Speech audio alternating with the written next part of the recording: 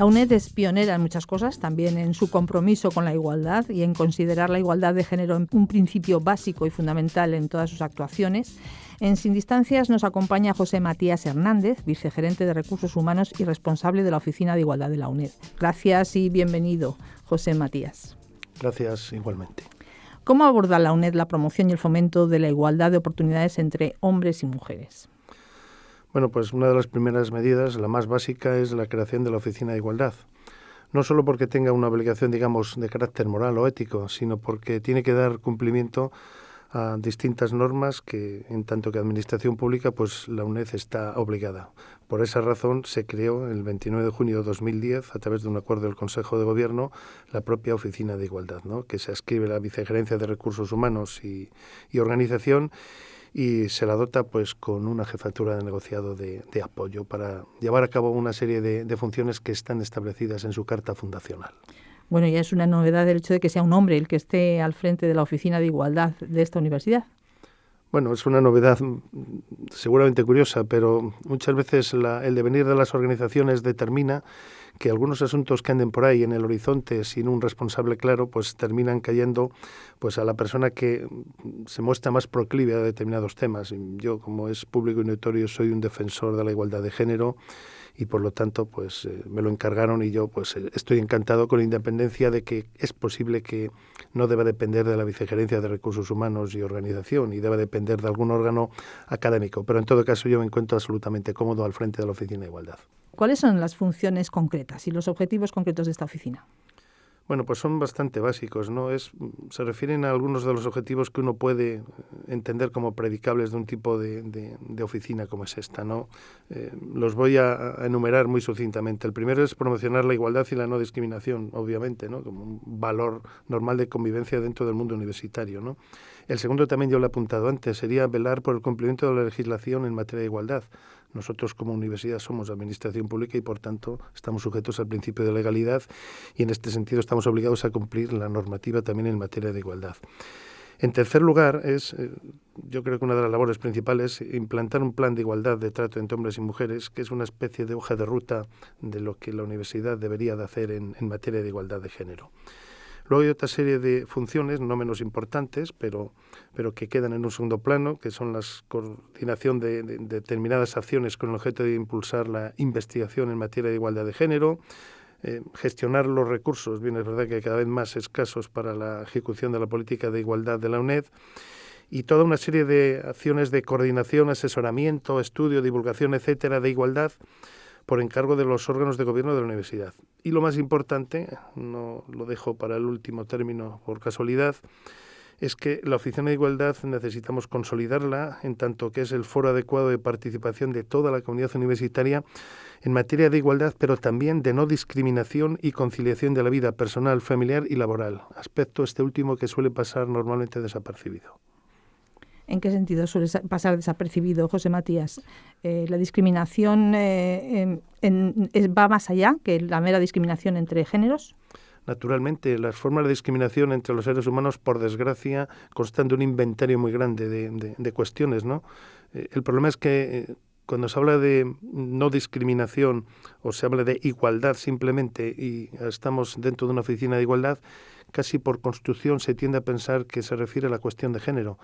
Pero no solo es eso, es decir, sufren discriminación pues otra serie de colectivos especialmente vulnerables, ¿no?, como son las personas discapacitadas o las personas que puedan tener unas cargas familiares, ¿no? Y en este sentido la Oficina de Igualdad también tiene que velar para que la igualdad y la no discriminación trascienda mucho más allá de la cuestión de género. Si le parece, José Matías, nos podríamos detener en el primer plan de igualdad que ha desarrollado la oficina, junto con el Centro de Estudios de Género. ¿Cuáles son los principales planteamientos de este primer plan de igualdad?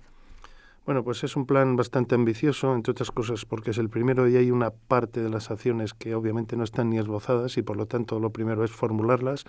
Ya el esfuerzo que requiere la formulación de objetivos en una organización que no está acostumbrada a este tipo de cuestiones, bueno, pues hace que el plan sea de por sí muy ambicioso, ¿no?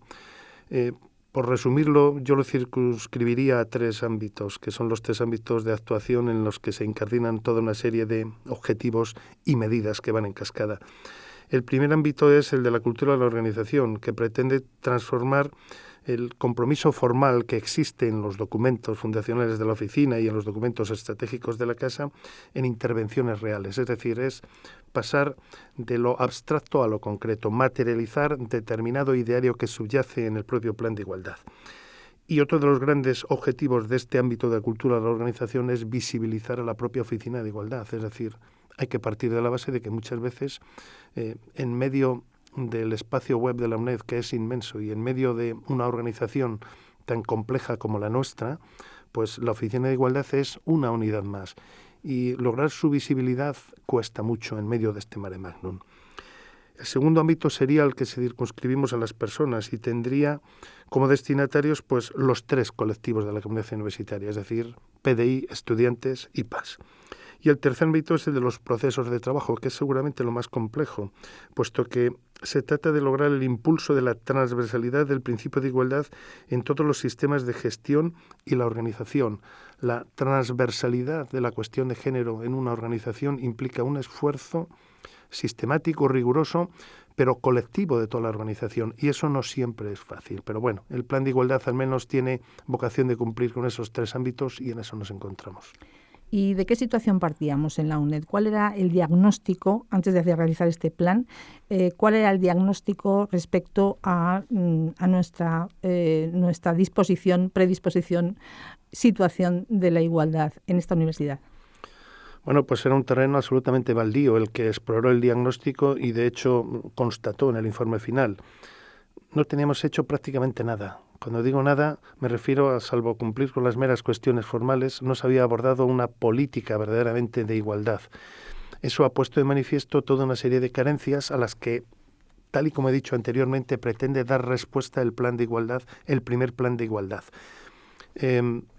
No es fácil en esta organización, como no lo es fácil en la sociedad española, convencer a las personas, a hombres y mujeres, de la necesidad de la transversalidad del principio de igualdad. Y no es fácil porque cada día tenemos ejemplos y contraejemplos en nuestro entorno más inmediato, social, familiar, incluso en los medios de comunicación. Yo siempre pongo el mismo ejemplo recurrente, ¿no? ¿Cuándo vamos a dejar de escuchar los chistes machistas? ¿Cuándo vamos a dejar de escuchar los comentarios sexistas? Incluso uno termina malacostumbrándose, desgraciadamente, en el entorno circundante de escuchar a compañeros y también compañeras contar chistes de carácter sexista y reírlos en común. Quiero decir con esto, con este ejemplo, que la cuestión de igualdad no es una cuestión baladí. Uno no cambia una organización de la noche a la mañana. La UNED, a fin de cuentas, es el fiel reflejo de la sociedad. Nosotros formamos parte de la sociedad y, como tal, somos un pequeño reflejo de sus problemas.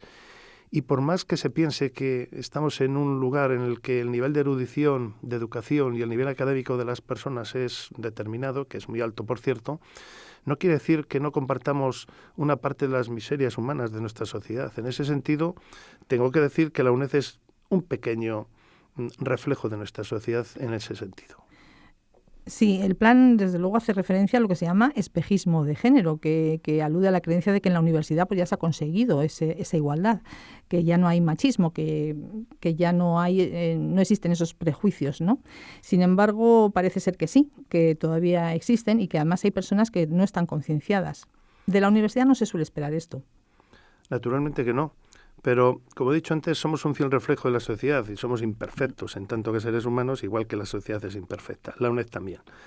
El problema verdaderamente es convencer a una organización tan compleja, formada por 3.000 personas, 200 y pico mil estudiantes y con una estructura territorial potente, de algo que puede pasar desapercibido porque estamos cada día en lo nuestro, y lo nuestro es cada uno a la cuestión académica, el otro a la cuestión administrativa, el otro a la cuestión económica, etcétera. Pero tenemos que encontrar un espacio de tiempo para atender a esta serie de temas transversales, y estoy hablando de cuestiones que a veces pasan desapercibidas y que se resienten cada vez que hay, por ejemplo, pues un recorte presupuestario. Estoy pensando en la cuestión de igualdad igual que sucede con la cuestión medioambiental, por ejemplo, ¿no? Parece que son temas menores y no lo son, forman parte del buen hacer de una organización. Y bueno, esperamos que cuando esté finalizado el plan de igualdad y materializado a lo largo de los 2 próximos años, esta tendencia haya cambiado. Y sin embargo en la UNED parece ser que está un poco por encima de la media de las universidades en cuanto a igualdad se refiere. Estamos mejor las mujeres en la UNED que en otras universidades. Por ejemplo, en la Universidad Española hay un 40% de profesoras frente a un 60% de profesores, un 20% de catedráticas y una sola rectora en 50 centros públicos, y sin embargo pues en la UNED un 32% son catedráticas frente al 20% que acabamos de decir. Un 54% son profesoras titulares frente al 40% del porcentaje general. Bueno, esos son datos esperanzadores, ¿no, José Matías? A ver, sin duda, si el estándar que utilizamos es el de la media de las universidades españolas, efectivamente estamos por encima de la media y además hemos ido a la vanguardia en múltiples aspectos. La primera rectora del país precisamente fue una rectora de la UNED, que no es poca cosa, ¿no? Es toda una declaración de intenciones. Sin embargo, cuando se habla de espejismo de género, hay que profundizar mucho más allá y hay que llegar a otra serie de conclusiones, incluso ser más ambiciosos. Si los estudios sociodemográficos demuestran que las mujeres están más preparadas que los hombres, estudian más, se forman más, etcétera, ¿cómo es posible que haya este desfase? ¿Cómo es posible que el 50% de los puestos de catedráticos no los ocupen mujeres? Eso sería lo ideal.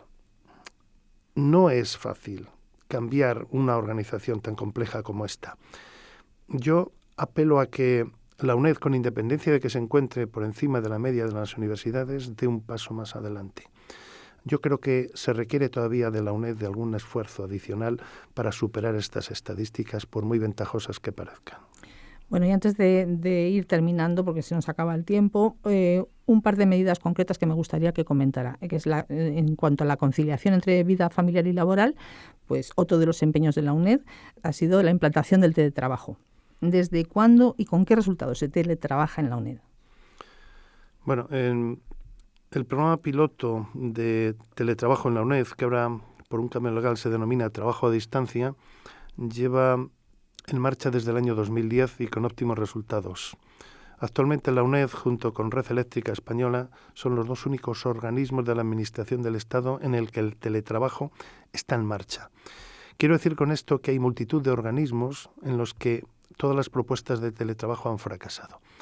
Aquí, afortunadamente, seguimos después de 5 años con un programa que estamos consolidando con más de una 70 de personas en programas de teletrabajo, y los índices de satisfacción entre el personal y de la organización son óptimos. Yo personalmente soy el supervisor de una teletrabajadora que trabaja a distancia y al menos mi experiencia como supervisor de esa teletrabajadora es óptima por múltiples factores.